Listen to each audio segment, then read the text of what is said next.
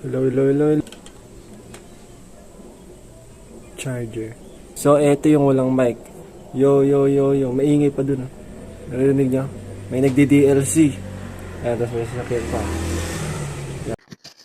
So, ayan. Hello, hello, hello. Mic test, mic test. Pupunta ako sa likod ng pader. Okay, ayan. Ayan na, andito ako sa likod.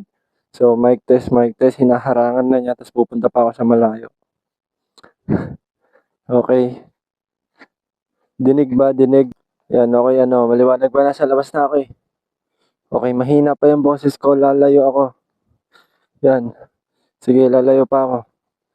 Lalayo pa ako ng lalayo, lalayo. Sige, andito na ako. Tapos andito. Oh, malayo na yan. Malabo pang ganyang kakalayo mag-vlog. Sira ulo ka ba? Ano, malinaw ba? Okay, so ayan ang review ko. Di ko nagustuhan kasi yung ano, lalakasan ko nga baka sakali magbago. Ayun. So, di ko nagustuhan kasi parang nag-iba yung boses niya. Parang lumalim.